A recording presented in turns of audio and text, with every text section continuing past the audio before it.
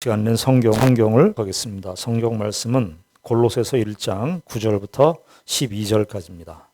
이로써 우리도 듣던 날부터 너희를 위하여 기도하기를 그치지 아니하고 구하노니 너희로 하여금 모든 신령한 지혜와 총명에 하나님의 뜻을 아는 것으로 채우게 하시고 주께 합당하게 행하여 범사에 기쁘시게 하고 모든 선한 일에 열매를 맺게 하시며 하나님을 아는 것에 자라게 하시고 그의 영광의 힘을 따라 모든 능력으로 능하게 하시며 기쁨으로 모든 견딤과 오래 참음에 이르게 하시고 우리로 하여금 빛 가운데서 성도의 기업의 부분을 얻기에 합당하게 하신 아버지께 감사하게 하시기를 원하노라. 아멘.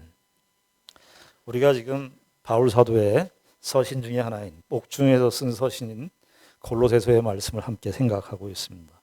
우리가 지난주에는 1장 3절과 말씀을 통해서 바울의 그 감사를 생각했습니다. 바울은요, 편지를 쓸 때마다 감사를 써요. 근데 그 감사의 맥락이 어떻다고 그랬죠? 감사할 수 있는 조건이 아니라고 그랬습니다. 그러니까 바울이 감사라고 하는 이 말 자체가 기독교의 아주 특징을 보여주는 거예요. 우리는 세상의 조건과 세상의 환경에 따라서 우리의 감사의 조건이 주어지지 않는다.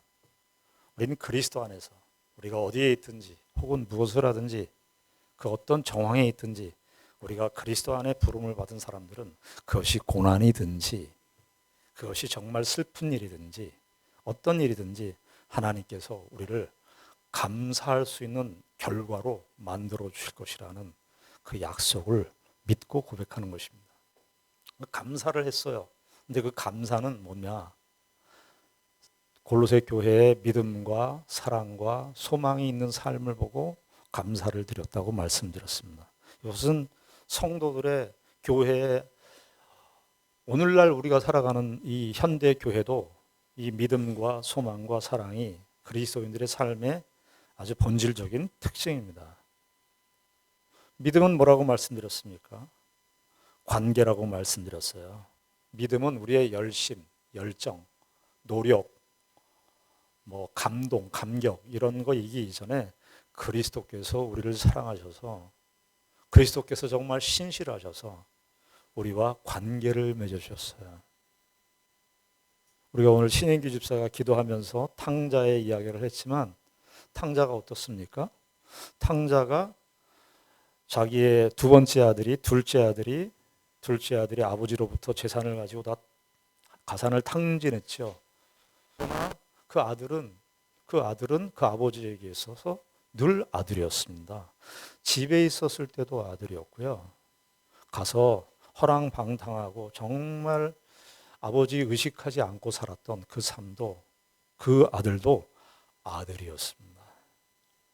하나님께서 그리스도 안에서 우리를 이 믿음의 관계, 우리를 자녀의 관계로 불러주셨다는 것을 성경은 믿음으로 이야기하는 거예요. 뗄래야 뗄 수가 없어요. 이 세상의 그 무엇으로도 하나님과 우리의 관계, 믿음으로 맺어진 이 관계를 분리시키거나 단절시킬 수 있는 어떤 것도 존재하지 않습니다. 그것이 관계예요. 그리고 사랑이라고 말했습니다. 사랑도 뭡니까? 관계죠. 관계예요. 모든 성도들과 더불어 사랑해요. 이 그리스도께서 우리와 맺어주신 이 관계, 믿음의 관계가 수직적으로는 믿음의 관계고 그리스도와 우리의 관계가 그렇게 수직적인 믿음의 관계이지만 수평적으로는 그 그리스도께서 우리에게 주신 사랑이 우리의 주변에 있는 우리 성도들과 함께 교회에 구성된 교회의 성도들로 부름을 받은 그 사람들과 함께 사랑의 관계, 이 관계가 형성되어지는 것입니다. 그것이 믿음과 사랑이라고 말씀드렸습니다. 그리고 이 믿음과 사랑의 삶이 더욱 돋보이려고 하면 하늘의 소망과 연결되어 있어야 합니다. 하늘의 소망이라는 말을 다른 우리식으로 이 현재의 삶의 신자의 삶으로 하자면 무슨 뜻이겠습니까? 나그네 인생을 사는 것입니다. 우리가 믿음과 사랑을 이 땅에서 그리스도와의 관계, 사람들과의 관계를 더 확대시키고 더 그것이 빛이 나려면 우리에게 주어지는 삶의 현실은 뭐냐면 나그네 인생인 것입니다. 하늘에 쌓아둔 소망을 의식한다는 것은 하늘의 소망을 두고 산다는 것은 우리의 현실 속에서 나그네로 사는 것입니다. 그것이 믿음과 소망과 사랑의 삶이라고 바울 사도는 이야기를 하고 있습니다. 자, 그리고 오늘 1장 9절서부터 12절까지 읽었는데요. 1장 3절부터 8절까지는 바울의 감사의 내용을 소개하고 있다면 1장 9절부터 12절까지는 바울의 기도의 내용을 소개하고 있습니다. 물론 바울은 1장 3절에서도 기도를 했어요. 근데 주로 큰 문맥은 감사였어요. 그리고 1장 9절부터 12절까지는 바울의 기도를 이야기합니다. 그런데 여기 1장 9절에 보면은 9절의 시작이 어떻게 시작이 됩니까? 이로써라는 말은 그 전에 있었던 말을 상기시키는 거죠. 그 이로써라는 말은 1장 3절부터 8절까지 나와 있는 내용을 전제로 하는 것인데 6절 말씀 보시면 이렇게 되어 있습니다. 이 복음이 이미 너희에게 이르매 너희가 듣고 참으로 하나님의 은혜를 깨달은 날부터 너희 중에서와 같이 또한 온 천하에서도 열매를 맺어 자라는도다. 그러니까 복음이 에바브라를 통해서 복음이 이르게 돼서 골로새 교회가 믿음과 소망과 사랑의 삶을 살고 있어요. 그런 모습을 보니까 그런 모습을 자기가 들었는데 그런 모습을 로마의 감옥에 있는데 에바브라가 와서 골로새 교회 성도들이요, 바울 선생님, 골로새 교회 성도들이 이렇게 믿음과 소망과 사랑의 삶을 살고 있습니다. 그러니까 이게 얘기를 들었어요. 이걸 듣고 나서 그래서 9절에 보면 이로써 우리도 듣던 날부터, 그렇죠. 그러니까 바울이 로마 감옥에 갇혀 있는데 골로새 교회 성도들이 참 이런 삶을, 믿음과 소망과 사랑의 삶을 살고 있던 것을 이렇게 들으면서 이로써 그것이 이유가 돼서 기도를 하기 시작했다, 이런 뜻입니다. 참 신자들의 가장 기본이라고 할 수 있는 감사 그리고 기도에 대한 내용을 이야기하는데 우리가 이 기도에 대한 내용도 우리가 좀 정립할 필요가 있습니다. 바울이 지금 이로써 이것 때문에 기도했다, 이것이 갖는 의미가 무엇인지를 좀 생각해야 합니다. 무엇이겠습니까? 바울이 지금 골로새 교회 성도들을 통해서 6절에 나와 있는 것처럼 하나님의 은혜를 깨달은 날부터 너희 중에서와 같이 온 천하에서도 열매를 맺어 자라는도다. 보니까 골로새 교회뿐만이 아니라 빌립보 교회, 에베소 교회 등등의 바울 사도가 1차, 2차, 3차 선교 사역을 하면서 소아시아를 거쳐서, 물론 예루살렘부터 시작해서 예루살렘을 거쳐서 사마리아를 거쳐서 소아시아를 거쳐서 그리고 유럽의 첫 지역인 그리스로부터 해서 동유럽이죠.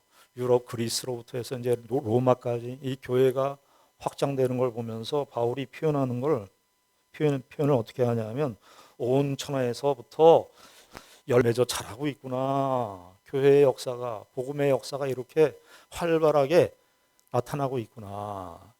이런 사실을 들음으로써 기도하기 시작했다는 거예요. 그러니까 이 이야기는 무슨 뜻이겠습니까?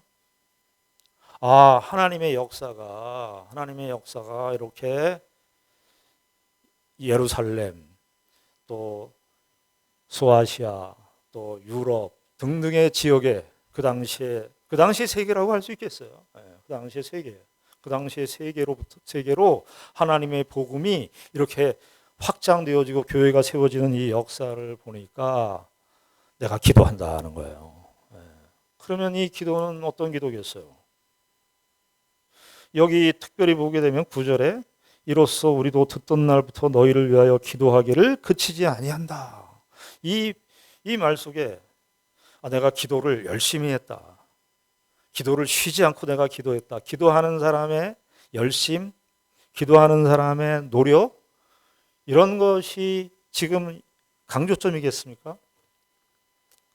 지금 바울의 이 기도는 어떤 맥락이냐 하면 하나님께서 그 복음을 통해서 하나님의 교회의 역사를 이루어가고 계시는구나. 하나님이 일하고 계시는구나.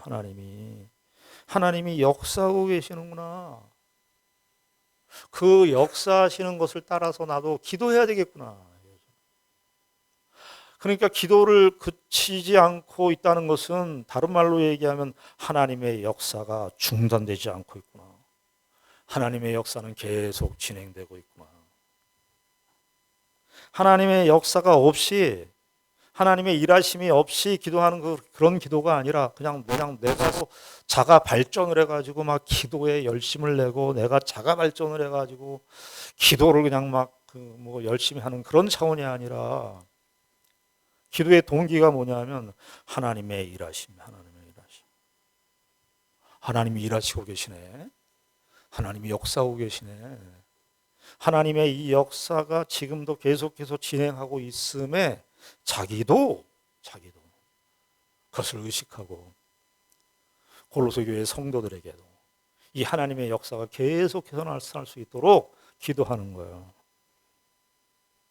그런데 기도의 목적이 뭐냐예요.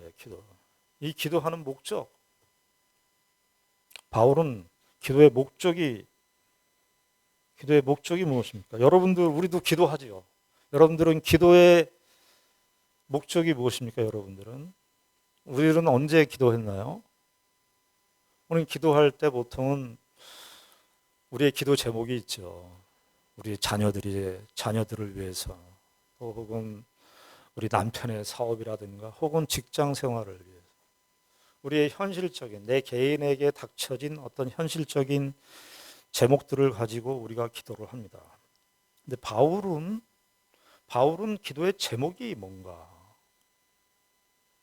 여기 9절부터 12절까지 보는데 9절까지 12절에 이제 여러 가지 그 문법적인 표현들이 나오지만 부정사가 딱 하나 나와요. 부정사. 그러니까 투부정사인데 목적을 지향하는 거죠. 10절의 말씀입니다. 10절의 말씀이 바울의 기도의 제목이에요.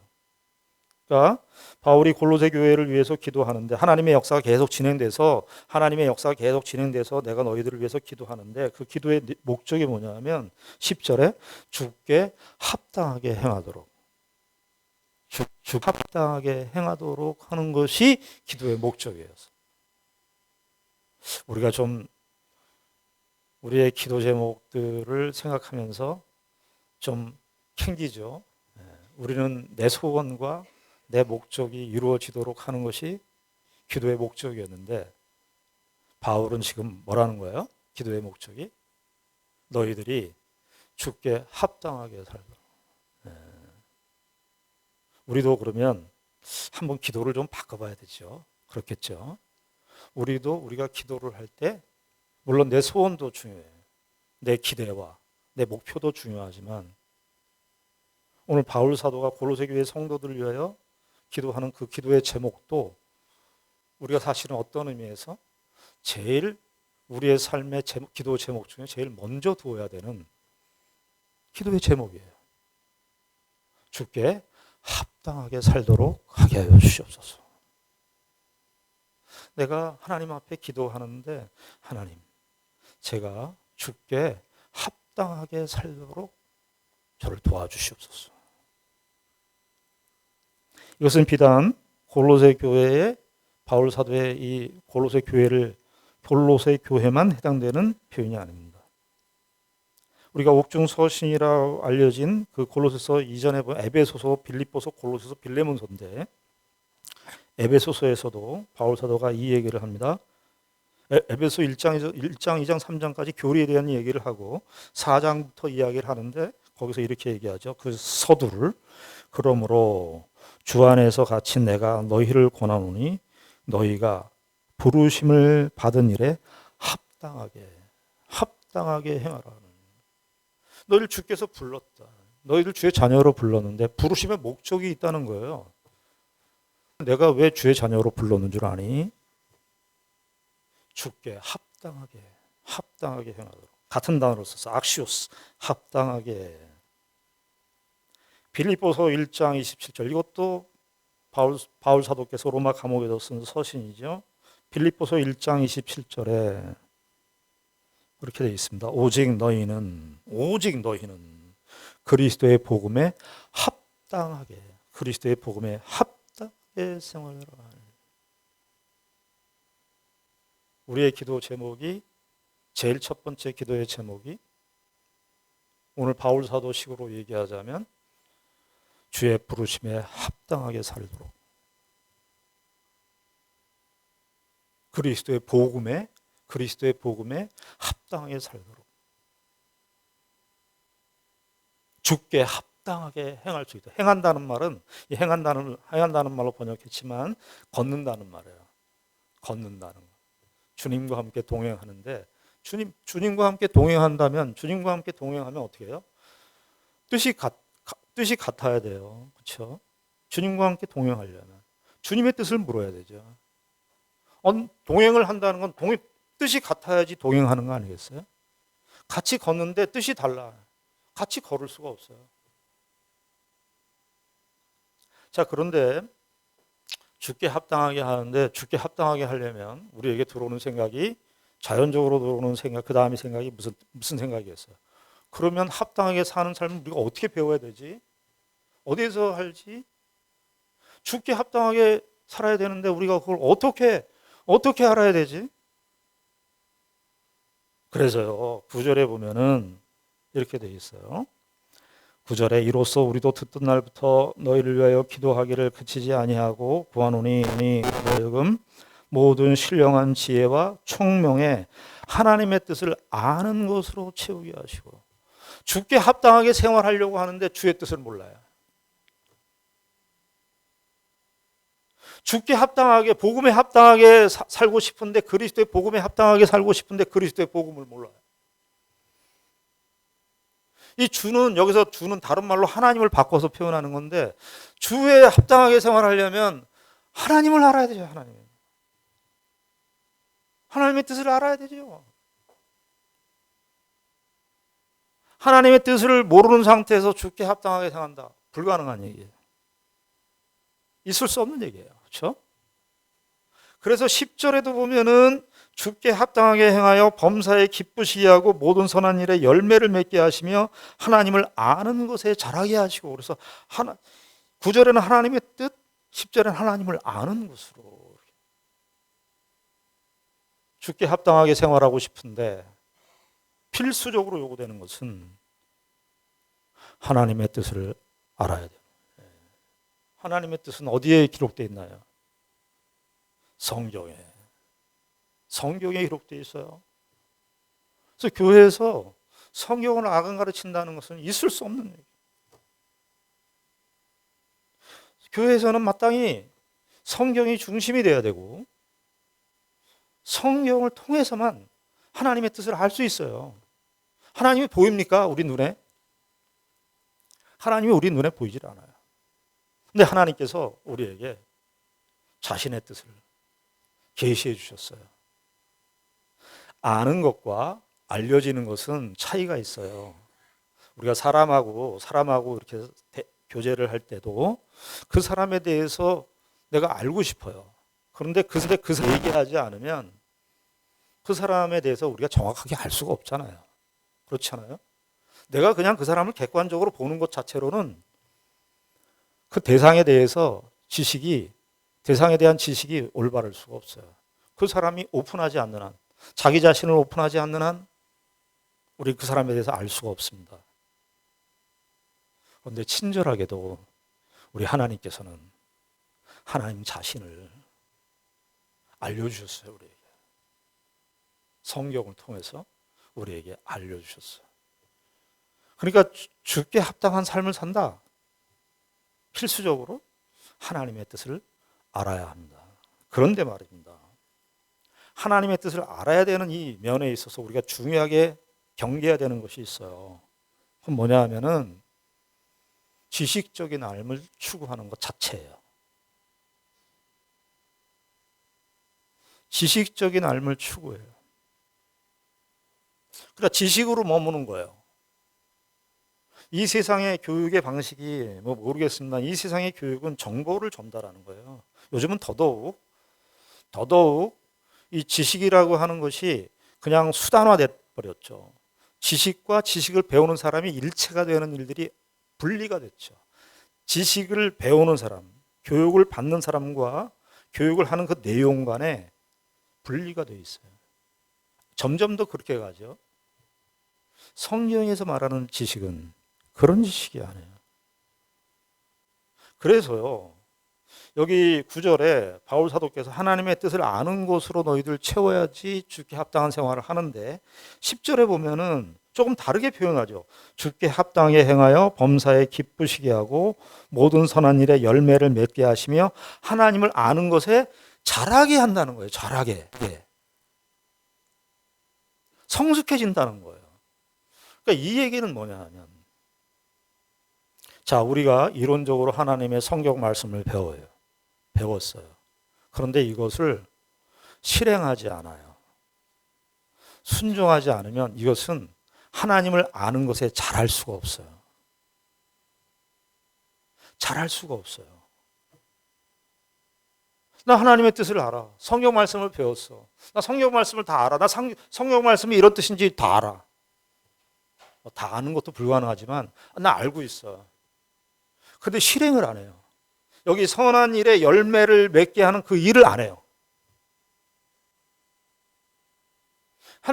그러면 하나님을 아는 것에 자라게 하는 것이 불가능해요.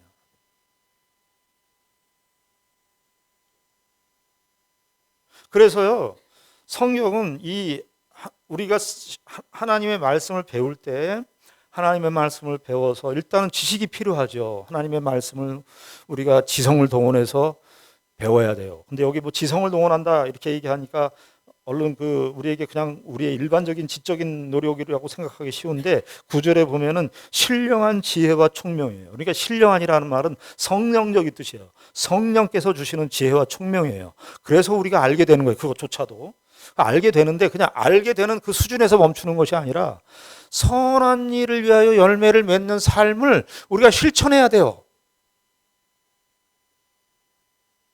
실천하지 않으면 하나님을 아는 것에 잘하는 것이 불가능해요. 이게 말이죠.